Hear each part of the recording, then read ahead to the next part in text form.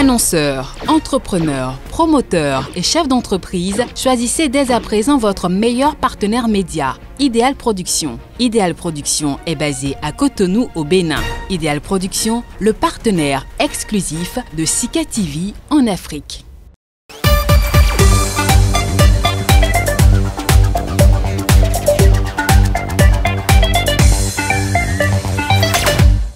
Un incendie s'est déclaré samedi matin dans l'hôpital Magatlo, dans la ville sénégalaise de Linguère. 4 nouveau-nés ont péri dans cet incendie dont les causes n'étaient pas connues dans l'immédiat. Mais le maire Ali Ngouille Ndiaye a évoqué un dysfonctionnement électrique d'une unité de climatisation dans la maternité où se trouvaient 6 bébés. Malheureusement, on a déploré 4 morts parmi les bébés, a-t-il déclaré, faisant également état de 2 blessés. Le feu ne s'est pas propagé, a souligné le maire. Une porte-parole du ministère de la Santé, Ngone Ngom, a confirmé le bilan. Elle a ajouté que le gouvernement avait ouvert une enquête sur cet incendie. Les 4 nourrissons internés au service de néonatologie morts dans l'incendie, qui a ravagé une pièce du bâtiment en question, ont finalement été rendus à leurs proches, qui ont procédé à l'inhumation ce dimanche. 2 autres bébés ont pu être sauvés et leur vie est hors de danger. Ils ont quitté le service de réanimation. Suite à ce drame, plusieurs autorités se sont rendues sur place pour apporter leur soutien aux familles éplorées. Selon le maire de Linguère, des travaux de réparation et remise à neuf seront rapidement entrepris pour que ce service puisse à nouveau accueillir des patients. Un échange soutenu de tirs a opposé dimanche des hommes armés aux forces somaliennes en début de soirée au KM4, un carrefour très fréquenté du centre. Abdirahman Abdissakour Warsam, un des leaders de l'opposition, a affirmé que sa maison située dans cette zone a été visée. Plus tôt dimanche, des dizaines de partisans de l'opposition appelant au départ de Farmajo ont manifesté dans le quartier de Faga au nord de la capitale en présence d'hommes lourdement armés. Un premier échange de tirs a alors eu lieu, suivi plus tard d'une deuxième confrontation à Marinaya, un quartier proche où réside l'ancien président Hassan Sheikh Mohamud, autre leader de l'opposition. Il n'était pas possible de savoir dans l'immédiat si ces confrontations ont fait des victimes.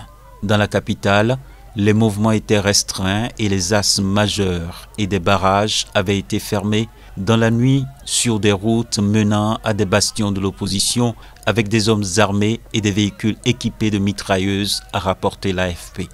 La Somalie est plongée dans une crise politique profonde depuis le deuxième semestre 2020, marqué par son incapacité, faute de consensus politique, à organiser des élections fin 2020, début 2021 comme prévu. Le 12 avril, le Parlement somalien a voté une loi prolongeant de 2 ans de mandat expiré en février du président et prévoyant la tenue d'une élection au scrutin universel direct en 2023. Lors d'une conférence de presse tôt lundi matin, le Premier ministre Mohamed Hussein Roble s'est dit profondément attristé par la tragédie qui a perturbé la sécurité dans la capitale. « J'appelle chacun à préserver la stabilité et à prendre soin de la communauté », a-t-il ajouté, appelant les forces armées à respecter leur engagement et à protéger les habitants de Mogadiscio. Les ambassadeurs du Royaume-Uni et de l'Union européenne en Somalie se sont tous deux dit très préoccupés par la situation. Premier jour de la mise en œuvre d'une grâce présidentielle visant à désengorger les prisons surpeuplées. Plus de 5000 détenus, soit près de 40% des prisonniers du pays, sont concernés par cette mesure. 3000 seront libérés immédiatement. Les autres, dont la peine a été diminuée de moitié, le seront dans les prochaines semaines. Prévu début mars, les libérations avaient été reportées à cause d'erreurs sur les listes des bénéficiaires. Ce lundi, 972 détenus ont été libérés de la prison centrale de Mpemba à Bujumbura, la plus grande du pays, lors d'une cérémonie présidée par le chef de l'État burundais, le général Évariste Ndayishimiye. De toute façon, que tu sois coupable ou non coupable, l'État est toujours un parent. C'est pourquoi il ne peut jamais se réjouir de punir.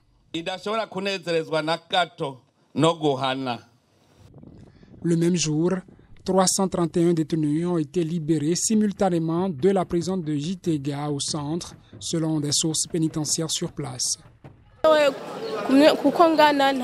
C'est vrai que je ne suis pas encore une adulte, mais peu importe l'âge que j'ai, je perdais beaucoup sur mon avenir si on regarde combien de temps j'ai été détenu ici à Mpemba. Je viens de totaliser 5 ans, 4 mois et 18 jours. Franchement, je ressens un sentiment de joie, de satisfaction pour cette faveur que le président de la République, son Excellence, général-major Ndayishimiye Evariste, vient d'octroyer aux prisonniers. Et je dis merci. C'est la première fois dans notre pays que près de 5000 détenus bénéficient de la grâce présidentielle, a annoncé la ministre de la Justice, Jeannine Nibizi. L'Assemblée a investi le gouvernement du nouveau Premier ministre Jean-Michel Sama Lukonde par 410 voix sur 412 des présents. Le chef du gouvernement, 43 ans, a mis l'accent dans son discours sur la sécurité dans l'Est de la RDC et promis que les élections auraient bien lieu dans les délais constitutionnels d'ici fin 2023. Investi en janvier 2019, Félix Tshisekedi a gouverné jusqu'en décembre 2020 en coalition avec son prédécesseur Joseph Kabila, qui avait gardé une vaste majorité au Parlement. À partir de décembre, Félix Tshisekedi a mis fin à la coalition, retourné la majorité parlementaire en sa faveur et nommé un gouvernement entièrement à sa main de 57 membres.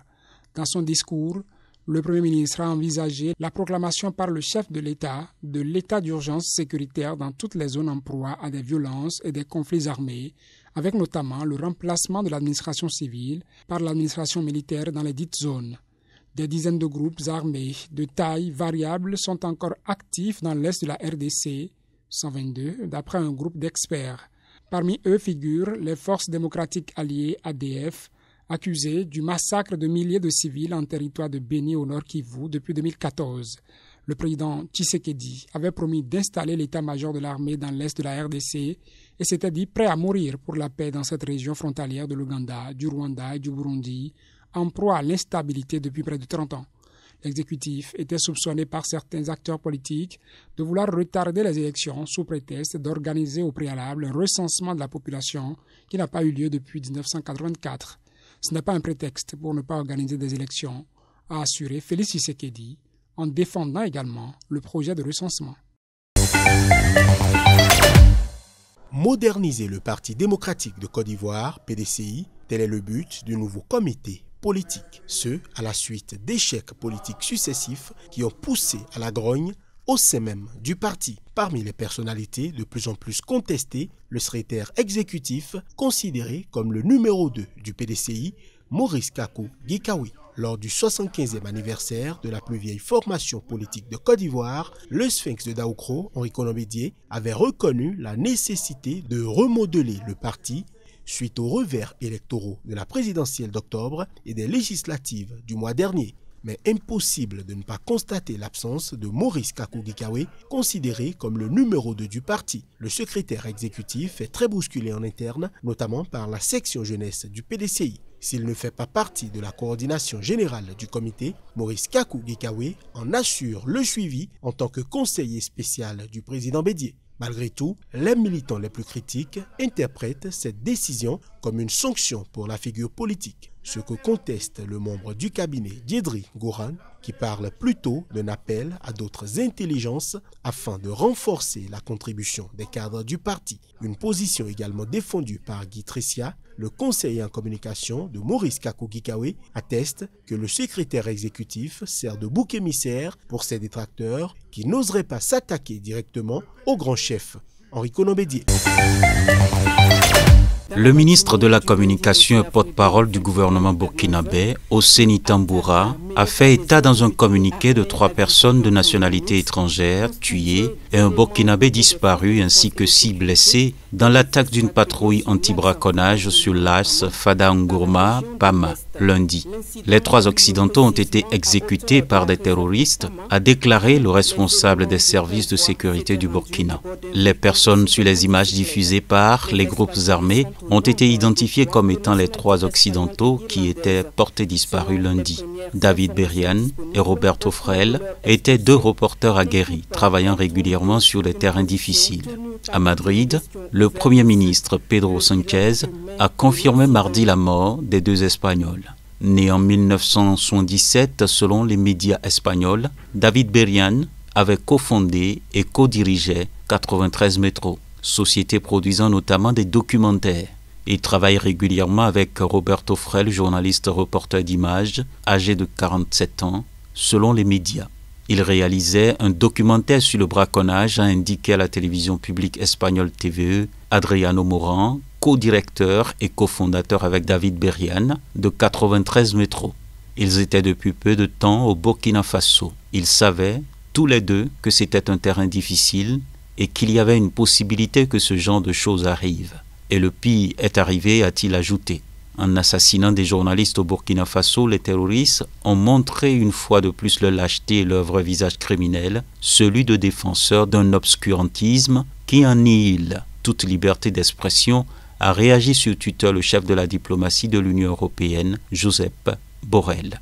Un Burkinabé reste porté disparu après cette attaque, mais selon une source sécuritaire de l'État du Burkina, c'était un élément des services de sécurité qui connaît assez bien la zone de la forêt classée de Pama, près de Natia-Boani, où l'attaque a eu lieu. Devant une commission consultative qui enquête sur la corruption au sein du gouvernement de son prédécesseur Jacob Zuma, le président Cyril Ramaphosa a affirmé que la corruption a abîmé les valeurs constitutionnelles et sapé l'état de droit. La capture de l'État a eu lieu sous notre supervision en tant que parti au pouvoir. Elle a impliqué certains membres et dirigeants de notre organisation et a trouvé un terrain fertile dans les divisions, les faiblesses et les tendances qui se sont développées dans notre organisation depuis 1994.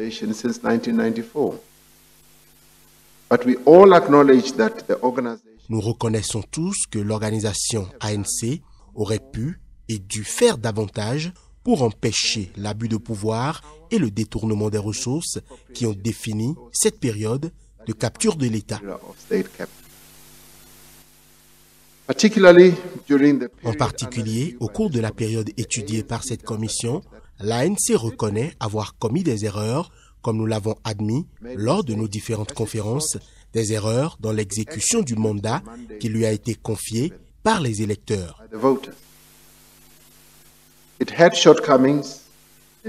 Il n'a pas su répondre aux attentes du peuple sud-africain en ce qui concerne l'application du principe de responsabilité et l'instauration d'une culture de gestion efficace des sanctions.